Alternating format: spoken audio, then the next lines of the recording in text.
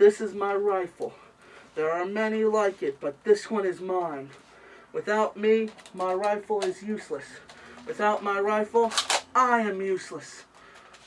Oh, didn't see you there. Well, chances are, when the undead horde starts to rise, you won't have a finely crafted precision lead slinger like this one. You'll most likely be caught unprepared, and you'll only have the everyday objects in your home to keep you alive. That's why, on this episode of REDEAD the Undead, we're going to take 3 ordinary, everyday objects that you most likely have in your home and put them to the test to see if they can REDEAD the Undead and keep you alive. Stay tuned and stay on. Zombies, living dead. What are they and why do they want to eat your flesh? Most importantly, how do we stop them? And REDEAD the Undead, we use science to answer these questions by putting the weapons, tactics, and everyday objects to the test for you. We show you what works and what will get you killed. We help you to not just stay alive, but thrive, so that you can fight back, because the dead won't stay dead on their own. Welcome back. Now on today's episode, we're once again going to be testing 3 different weapons on our pal Oinky here. Now as you might have seen, Oinky has seen better days. This time we've allowed him to rot to more accurately depict what our weapons are going to do against a zombie. Now, something that I've very rarely ever seen mentioned is the problem with the smell of a zombie. If you ever let meat rot in your fridge, you know what I'm talking about. Now, imagine 200 pounds of that coming after you. That's why I always wear my RTUU approved mask with embedded carbon filters. This helps filter out the smell of the undead. So if you don't want to be caught puking your guts out when they're shambling up upon you, you might want to look into getting yourself one of these. Now, on to the weapons. Now today's weapons can be found in any survivor's homes. They are a frying pan, metal pipe, and a golf club, in this case, the standard 9-iron. Now history teaches us that each of these weapons works extremely well against a human opponent. But how will they fare against a zombie? Let's find out as we see if they can REDEAD the Undead. But before we get down to testing, a buzzkill courtesy of the legalese our lawyers make us put in these videos to prove that we told you not to try this at home.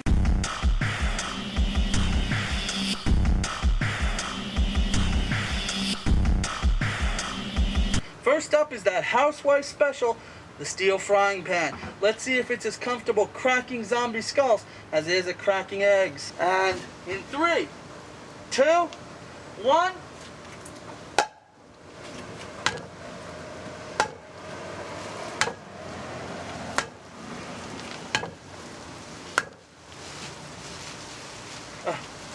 Well, I'm going to go ahead and say that's a no on the frying pan. And action.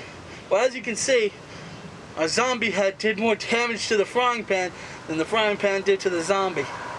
Let's go see how our other 2 weapons fare. Our next up is our steel pipe. Let's see if it can fare better than the frying pan did at splitting this zombie's head right open. In 3, 2, 1.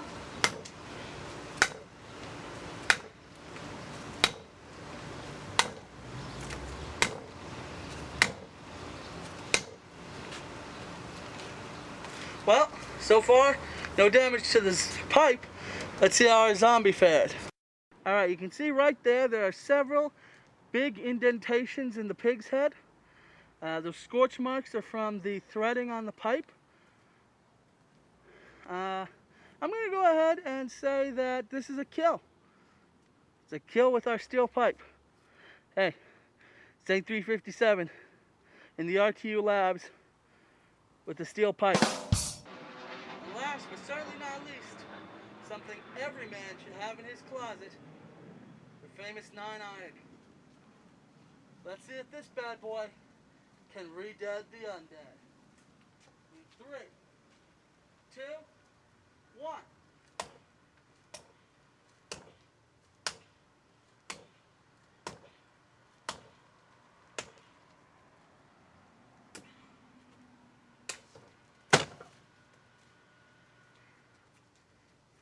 No damage to our club. And as you can see right there, our pig's head is laying there on the ground. I'm going to go ahead and call this a kill. Stay tuned for the wrap-up. Now, 2 of our everyday objects did very well in our zombie test. Unfortunately, the frying pan was not one of them. As it turns out, the zombie did more damage to the frying pan than the frying pan did to our zombie. In fact, as far as I can tell, the frying pan did no damage whatsoever. But as you can see, hitting the pig's head went ahead and left a big old dent in our frying pan. So, frying pan does not get our RTU seal of approval. Leave it in the kitchen, people. Now, next we tested our steel pipe, and this did incredibly well.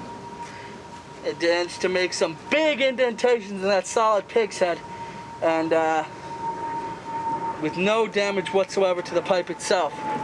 So I'm going to go ahead and say that for short range, pipe gets the win, and our RTU seal of approval. Hi-oh! That's right, our third and final everyday object did really well. It's our classic 9-iron.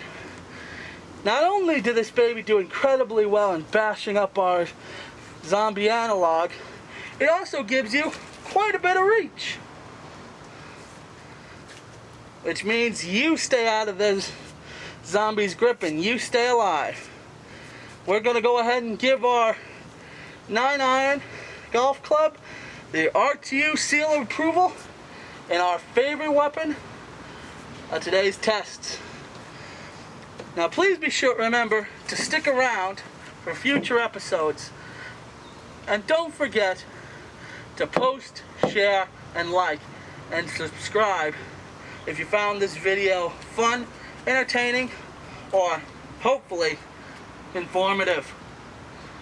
This is Saint 357 at the RTU Labs saying remember to stay alive, because the dead won't stay dead on their own.